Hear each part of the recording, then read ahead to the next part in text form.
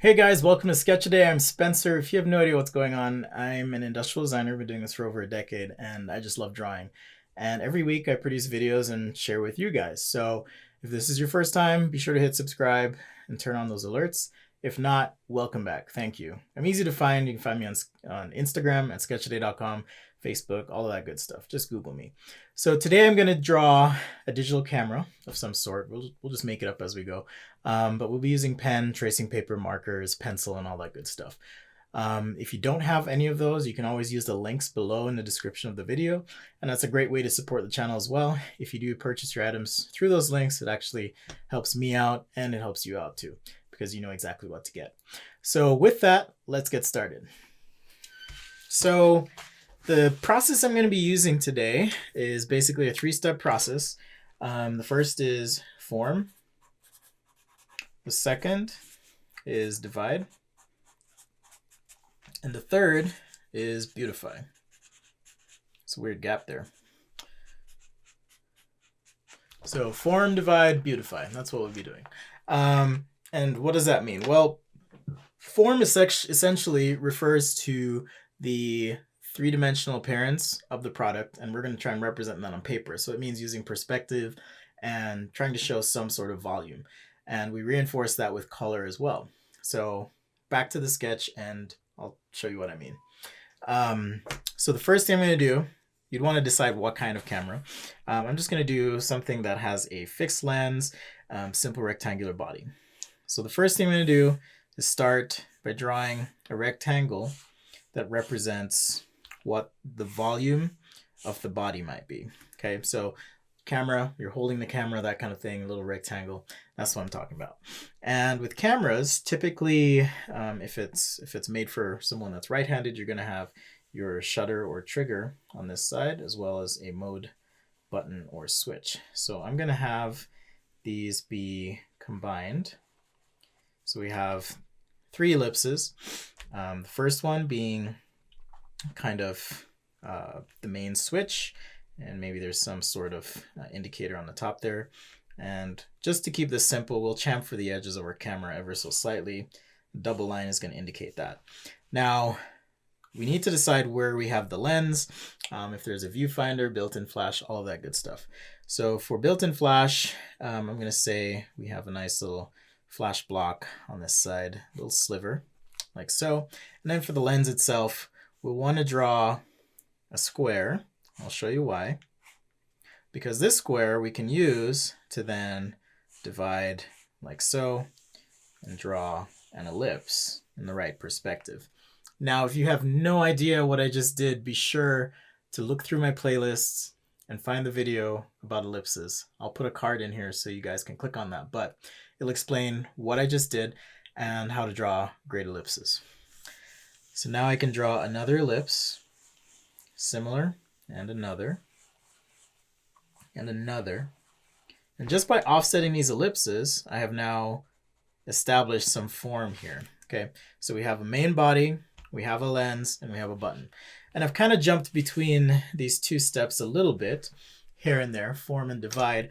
But again, the idea is establish your form, and then divide really talks about breaking that form or object up into its functional bits. And we can change that as we go. So for example, if I want just a little bit of a bump out on the front, adding two double lines and then bumping out like so, I can now say, oh, that's more of a grip, right? I can divide a bit further. Maybe there's a door for a memory card that opens like so. And we can add some texture here, even on the lens portion. Now that I've sketched this, if I'm very careful, I can use this pen. I'm using a Papermate Flare pen. It's just a felt pen, but if I'm very careful, I can bump up the outline on this sketch, and you can see, even though we have the construction elements around the lens, because of the line weight, we're starting to pull out the detail that we want. And just on the rim of the lens here, I know it's getting a little bit hairy, but see if I can, there we go. I like that. So now just adding a few lines to show where the lines are closer together, that's where there's a darker value, and where they're further apart, that's where it's lighter. Okay, so that's what that's showing right there. All right, so maybe there's a little sensor here or something. And I'm gonna actually make the camera just a little bit thinner just by moving this line in the back. But I'm not worried about it because, again, with the power of contrast, I'm able to just really pop that detail where I want it to be, okay? Pretty simple. So there's our flash, and start to define that edge a bit on the product, like so. And kind of like blocking it out like so. So I'm gonna have that be a nice line right there.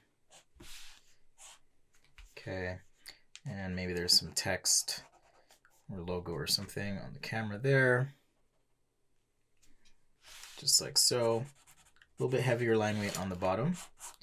And let's use some quick marker here just to kind of help this pop. So first thing I'm going to do is take this section, and I'm just going to shade it in with this cool gray marker. It's a 70% cool gray. So I'm just going to shade this area in like so.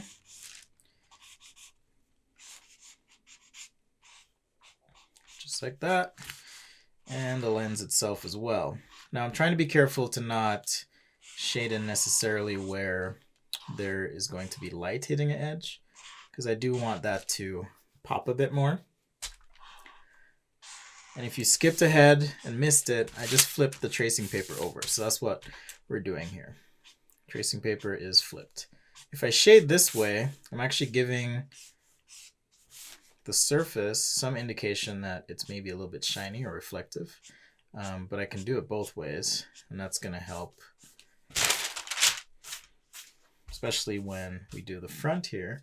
It's going to help suggest that this surface is maybe a little bit shinier, reflective. Maybe there's some artifact happening with this, just like so. And you can see now I can start to push the values on the front of this camera where it might be a little bit darker. Okay. And that's with mostly the same marker. I did take some liberties and use another marker here. But right where this surface changes direction, we want to make sure that we have some good contrast between those two surfaces. So something fun you can play with if you're just looking to experiment, try something different, is just use the same marker and use some tracing paper to kind of help push that. Now, if I am using the same marker, I can actually take my pencil on the side, kind of shade here, and start to push the contrast in some of these areas, like so. And because I want to use some yellow, I'm going to make this side of the camera yellow, like so. It's like a cool, maybe it's like a throwback Kodak camera. Let's say they got back into the business somehow. And we wanted to give them some color love. And we can flip this over, hit it with the same yellow marker where we need to get that contrast in. Just like so. All right, I'm going to grab some white paper here and show you now. And you can see, just by putting the white paper behind it really does help pop things a bit more. And we'll finish off our button here with some gray, like so. And for good measure, add a nice little shadow, just a drop shadow to this concept. And if it's a drop shadow, we want to make sure we capture the lens. So this movement I'm doing with my hand, I'm actually just trying to estimate or guesstimate where this drop shadow might be for the lens. And then I can finish it out with this marker. Just like that. And this is a Pitt Artist Pen. It's just a big brush pen that I found, but I do like how black it is. And no pun intended, but how black that gets. So just a little bit of pencil on this side though, since we are just using the one marker, and that's going to help with the contrast that I want on this side. All right. Maybe that's the logo for whatever. Maybe this is the new Kodak logo. But there's our quick and easy point and shoot camera. So once again, form, divide, beautify. I guess I didn't really talk about beautify, but you may have noticed at the end, I did add the color, added the stippling, the logo, the text, that kind of thing. So that's what I mean by beautify. So 3-step process: form, divide, beautify. If you think of it that way, it can help simplify your approach to products and make the process a lot easier for you. Well, thanks for joining me here on Sketch-A-Day. Having fun as always. And if you've made it this far, I really appreciate it. I love you guys. Thanks for the support. And definitely say hi. Leave a comment below if you have any questions or suggestions or things you'd like to see in new videos. I'm always trying to listen and pay attention. And if I miss it, my apologies. Well, thanks for joining me today, and we'll see you next time right here on Sketch-A-Day.